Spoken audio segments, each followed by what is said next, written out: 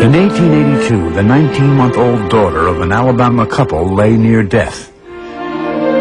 The brain fever that attacked the infant Helen Keller didn't kill her, but it did leave her blind, deaf, and mute. She would emerge from that void, however, to illuminate the world for others. Her message of hope and her rare courage established her as one of the most remarkable women of the century. Traversing the globe, she selflessly delivered inspiration to those in need. The ultimate ability of man, she wrote, is to conquer despair. Every step I'm on the road you are taking. I know every step of the road you are taking. The obstacles you meet are many. Because the obstacles you meet are many. Trapped in a world of silent darkness, she opened the eyes of the world. Helen Keller never heard the cheers of the crowds who greeted her. She never saw their faces. Her commitment to others transcended any need to experience their gratitude. Perhaps the only thing more impressive than her selflessness was her triumph over her handicaps. Until she was 7, she groped and flailed and threw tantrums in a desolate emptiness few of us can imagine. Then, on March 3rd, 1887, she felt the touch of a miracle worker. Reaching into Helen's darkness was a teacher from the Perkins Institution for the Blind, Annie Sullivan, who herself suffered from failing eyesight. At first, Helen rejected Annie's help, but Annie Sullivan was as headstrong as Helen Keller. She knew that language was the key to opening Helen's world. Using a hand alphabet, she spelled out words for objects Helen could touch. She tried desperately to get Helen to make the connection between the object and the hand-signed word. But out of her darkness, Helen could only respond with rage.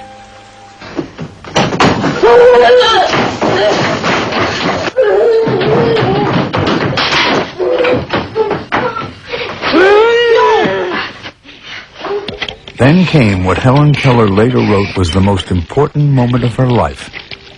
It was dramatized in The Miracle Worker, a Pulitzer Prize-winning play and an Oscar-winning movie.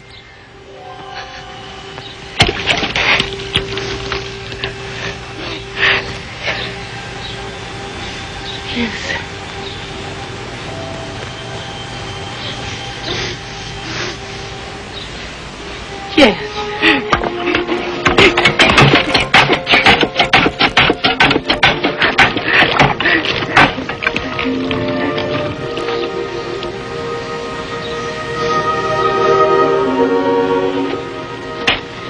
Yes.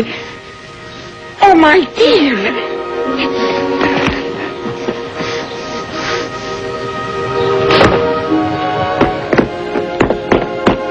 Round.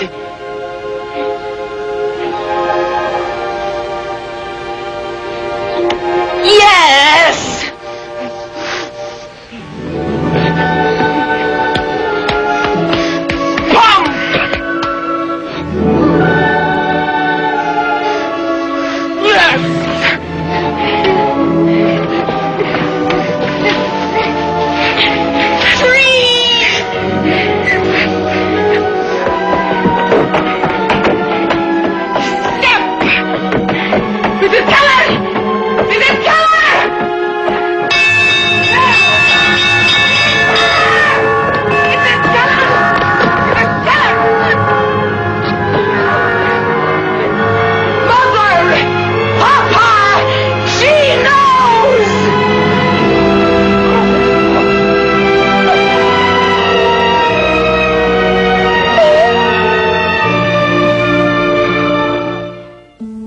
At the age of 7, Helen Keller for the first time entered a world of knowing.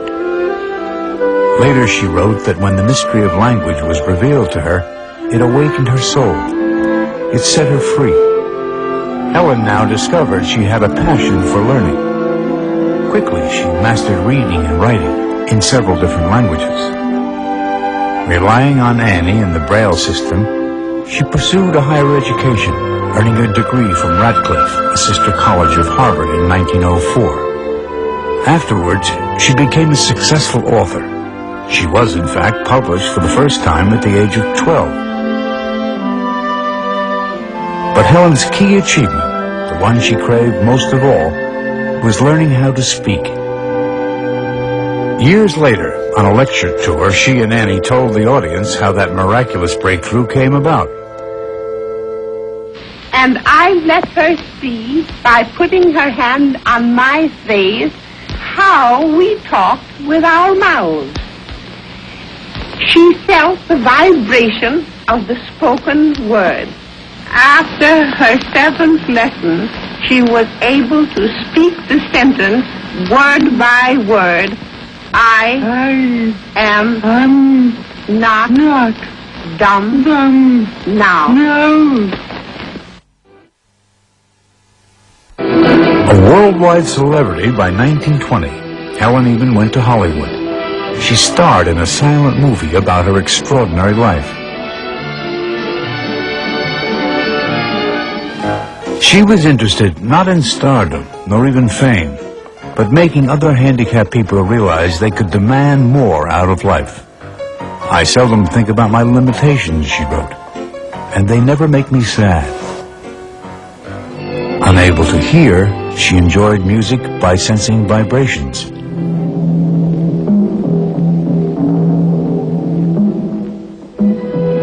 Unable to see, she enjoyed others dancing by sensing movement.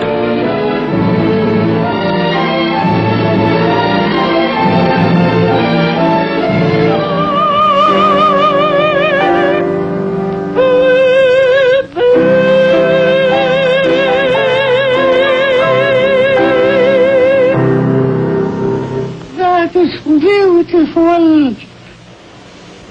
At home, she even lobbied the White House. She pressed her programs with every president during her adult life. Her message of hope brought tears to a former 5-star general. President Eisenhower was emotionally touched by her courage.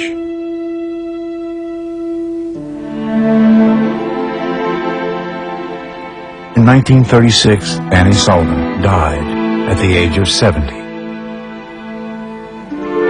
She freed me from the darkness, Helen wrote, by giving me the light of love. Each year thereafter, Helen marked the anniversary of the day she first met Annie by reflecting on what she herself was doing for others. Helen survived Annie by 32 years. From her home in Connecticut, she continued her work writing and fundraising for the American Foundation for the Blind. With her secretary, Polly Thompson, she pursued her twin goals of inspiration and awareness. For her, the ordinary and the routine were extraordinary. She was once at sea in a dense fog, she wrote, shut up in a tangible darkness. One of the most motivated people who ever walked the earth, she found a way to take herself out of that darkness. She attacked life, one friend said, with an insatiable need to know, with the vigor of a teenager. Helen Keller died in 1968 at the age of 88. Her message to the world was, see with your heart.